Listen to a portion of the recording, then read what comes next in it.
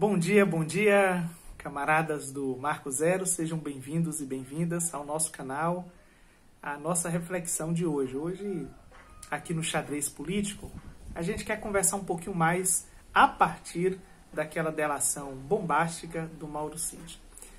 Um dia de sol aqui na Grande Fortaleza. Veja você, a defesa do ex-presidente da República não imaginava que o Cid faria uma delação nos termos em que veio a público. Do nosso lado, nós achávamos estranho que uma delação ficasse circunscrita à questão das joias. A questão das joias é importante? É. Mas dentro do todo do governo Bolsonaro, é uma questão de menor importância do que muitas outras. Por exemplo, os indícios de corrupção no governo, em várias esferas, em vários ministérios. A questão, inclusive, da gestão, da condução durante a pandemia, da política nacional de saúde durante a pandemia. E, claro, a tentativa de golpe. Esta tentativa da ruptura democrática é, de fato, a questão mais importante envolvendo o governo do ex-presidente Jair Messias Bolsonaro. Agora, dito isso, para além da surpresa da defesa, que agora terá que se posicionar de uma outra forma, certamente, nós temos a seguinte questão. Segundo o Mauro Cid, houve uma reunião, uma primeira reunião, em que estavam presentes o Felipe Martins, o próprio Mauro Cid, um advogado constitucionalista, um padre e o ex-presidente da República. Esta reunião foi uma reunião em que o ex-presidente recebeu uma minuta do golpe. Nós ainda não sabemos o nome das pessoas que participaram da reunião, o advogado constitucionalista e o padre. Já há suspeitas acerca do padre.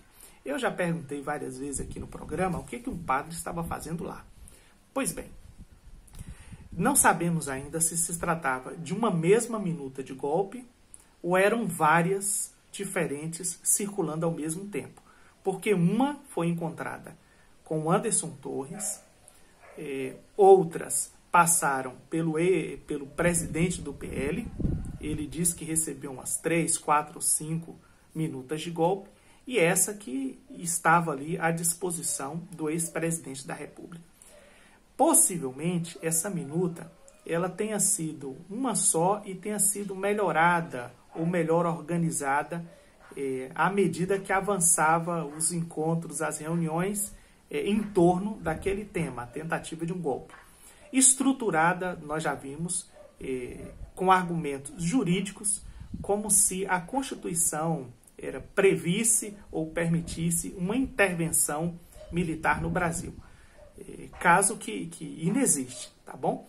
Toda intervenção militar, ditatorial no Brasil é justamente o rasgar da Constituição de 1988.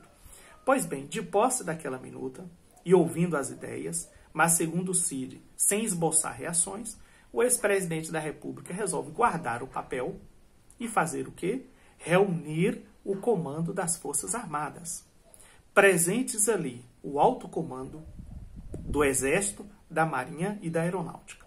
Presentes ali, um deles disse que toparia embarcar no golpe. Justamente a Marinha e, lamentavelmente, justamente o Garnier, tá bom? Lamentavelmente, a Marinha. Eu também não tenho certeza de qual poder, mesmo sabendo da disciplina, da hierarquia do comando, ele teria para, de fato, abraçar aquela intenta golpista. Mas bem, da reunião saiu-se o seguinte: nós não embarcaremos num golpe. Tá? Não sabemos a posição da aeronáutica, mas o Exército se negou a participar de qualquer ruptura democrática. Nós já dissemos aqui que as condições nacionais e internacionais para um golpe inexistiam. Eu só estou retomando essa linha cronológica para chegar a um ponto que eu passei a refletir de ontem para hoje. Então vejamos. Dito isso, com a negativa das Forças Armadas de embarcarem em um golpe, sabendo que aquelas 20 horas de glória seriam 20 anos de vergonha, segundo divulgado, né, a partir dessas conversas com os militares, o golpe não ocorreu.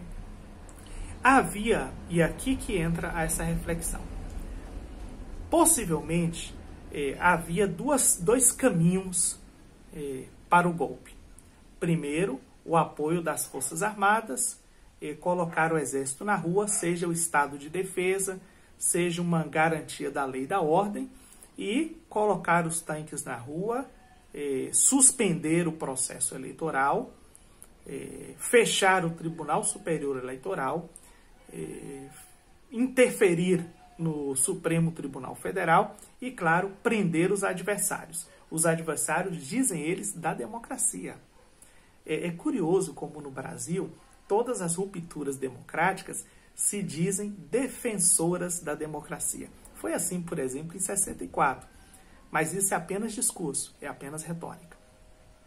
Quando eles se negaram, o primeiro caminho, a meu ver, estava fechado. O primeiro caminho do golpe, qual seja, através das Forças Armadas.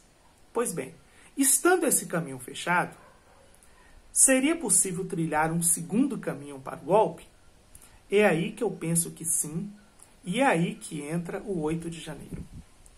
Qual é o papel que o dia 8 de janeiro teve nessa linha, nessa história da tentativa de ruptura democrática? Há duas possibilidades, pelo menos. Uma é que o 8 de janeiro foi um crescendo, tá? Ele é o ponto de chegada de uma tentativa de ruptura institucional. Essa tem sido, me parece, a linha principal trabalhada, inclusive dentro da CPMI dos atos golpistas, dos atos antidemocráticos. Essa tem sido a linha. Que o 8 de janeiro foi o quê? O 8 de janeiro foi o ponto alto, foi o ápice daquele movimento golpista. Eu passei a considerar, a partir dessa delação do Mauro Cid, que talvez o 8 de janeiro não fosse o ponto de chegada, mas fosse o ponto de partida. O que você pensa disso? Veja, como ponto de chegada eu já descrevi. E como ponto de partida? Recebendo a negativa do Exército, como houve essa negativa, realmente eles não embarcaram, apesar de que, do ponto de vista particular, houvesse sim um apoio à ruptura em determinados segmentos, dentro mesmo das Forças Armadas, tá? Como é o caso do Almirante. Agora veja, como ponto de partida, tendo essa primeira via golpista fechada, né, barreirada, qual seria a segunda? A segunda via seria o povo na rua pedindo um golpe de Estado, uma ruptura democrática. Nós já sabemos, e você tem escutado aqui nesse canal, que desde 2013 nós temos nas manifestações de rua pessoas pedindo intervenção militar. Em 2021 e 2022 eram pessoas pedindo intervenção militar com Bolsonaro na presidência da República. Quer dizer, é cada coisa assim, por mais que não tenha lógica para nós, existe uma lógica dentro dessa racionalidade do bolsonarismo. Observe.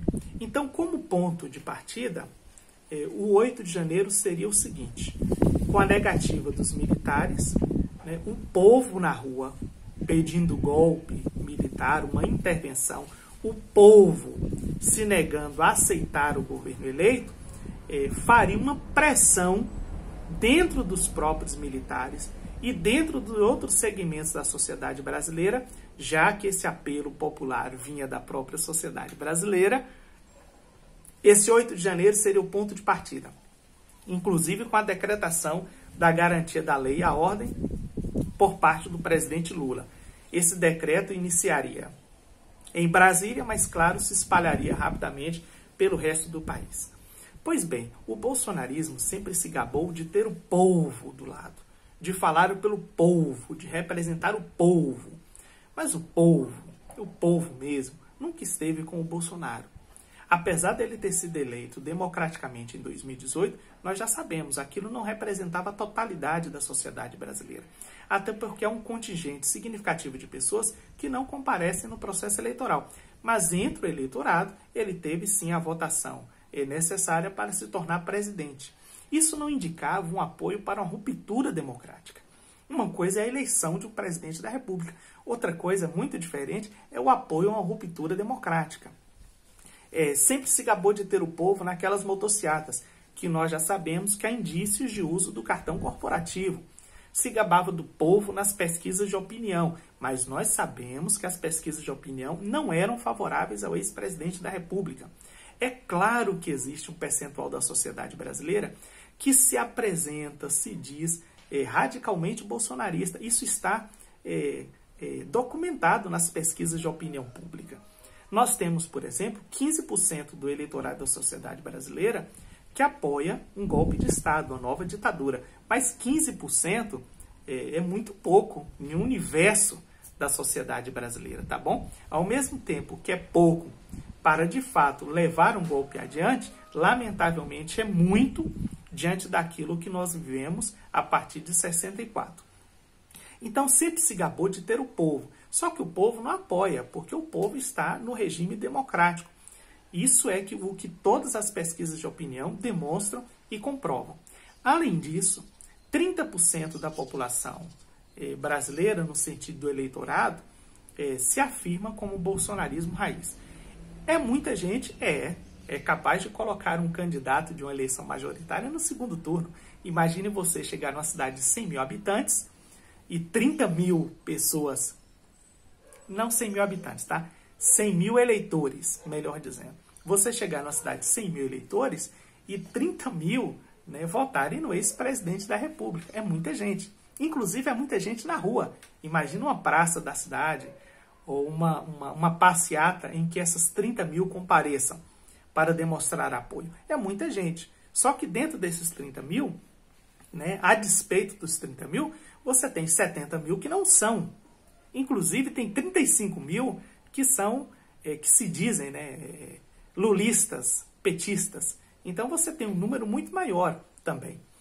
Então, observe, sempre se gabou dessa questão de ter o povo com eles. E ter o povo ali pedindo. Inclusive, veja, agora em 2023, que o 7 de setembro voltou a ser aquilo que sempre foi, um grande feriado, sem maiores significados para o todo da população brasileira, eles insistem em fazer aquelas bobagens de data povo. Data povo que não funcionava nem do data toalha, porque até as toalhas do Lula vendiam mais do que as toalhas do ex-presidente da República.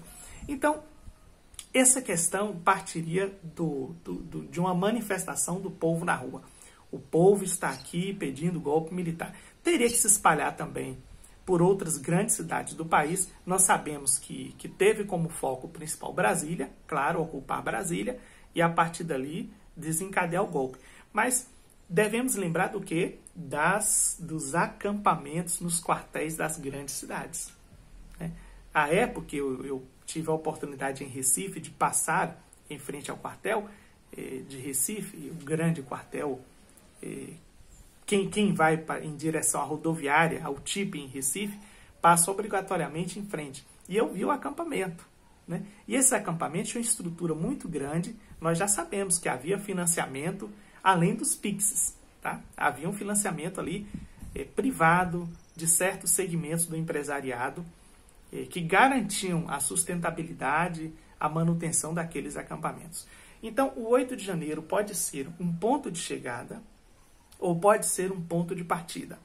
Eu ainda estou pensando nisso, tenho que pensar mais. Mas o que você acha? O 8 de janeiro foi um ponto de chegada? Tá? Foi um ponto de partida? Ou era simultaneamente uma coisa e outra, a depender do que daria certo, do que desse certo? Se desse certo o golpe, seria o ponto de chegada. Se desse certo o golpe, também seria ao mesmo tempo o ponto de partida, com o apoio popular, o povo, querendo uma nova ditadura com o ex-presidente da República no poder. O que você pensa disso? Tá? Me ajude aí nos comentários. Vamos dialogar sobre isso, porque a gente ainda tem que desatar esse nó aí, ainda tem que compreender adequadamente aquilo que nós vivemos nos últimos meses. Vamos colocar no último ano, tá bom? Para a gente ter também a compreensão a fim de que não se repita. E, claro, a justiça cuida da sua parte. Respeitando o devido processo legal, todos e todas devem ser devidamente responsabilizados e responsabilizadas, tá bom? Muitíssimo obrigado por nos acompanhar até aqui e até a próxima.